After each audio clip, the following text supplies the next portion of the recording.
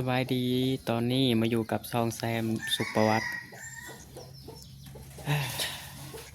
โคตรเหนื่อยเฮ็ดคลิปกับสไลด์กับ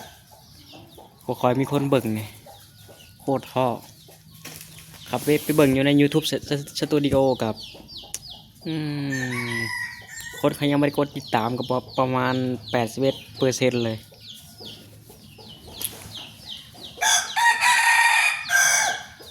ใครยังไม่ได้กดติดตามกับกดติดตามมากันเชีย81%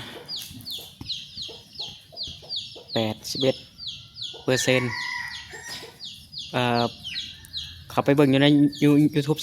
Studio นะผู้จักเบิดว่าไผเป็นคนประเทศใดแล้วก็มีอายุจักปีคนเขามาเบิ่งคลิป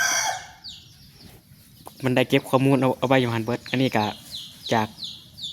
ขอบใจทุกคนที่ว่าเขามาเบิ่งคลิปยอดวิวแล้วก็ยอดติดตามยอดไลค์กับเป็นกำลังใจอย่างดีการเขาคอมเมนต์ความคิดเห็นกับเป็นกำลังใจอย่างดีเลยเมื่อยโอเคกดไลค์กดติดตามกันซะพอได้ยังไปกดติดตามกันยัง81%เลยแสดงว่ามันกับค่อนข้างมีหลายคนอยู่เขาไม่ได้กดติดตามเขาขับมาเบิ่งซื่อบางที่กับเขาเบิ่งคลิปกับบริจบแล้วเขากับปัดทิมไป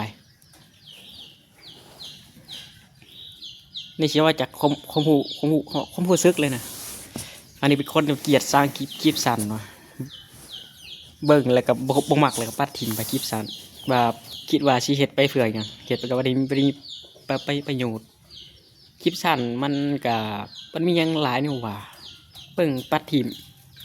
มันให้ความละเอียดบ่ชัดเจนนะยังมีคะแนนมาหมักคลิปสั้นอันนี้นูบ่มักเลยคลิปสั้นนี่ว่าจากใจอะไรขณะนี้เห็ดคลิปสั่นลงไปอยู่ในซองกันยังลบทิมต้นเบิดบอลมันมาคิดงานอะไรกูอะ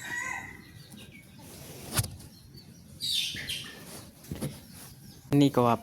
จะให้ซองนี้ให้มันครบ 1,000 ติดตามไปไวเนี่ยเพราะว่าไม่คนติดตามนะส่งหาคนติดตามค่อนข้างยากอยู่ YouTube อะเพราะว่าเขาไปดันคลิปสั่นมาไล่กูอะ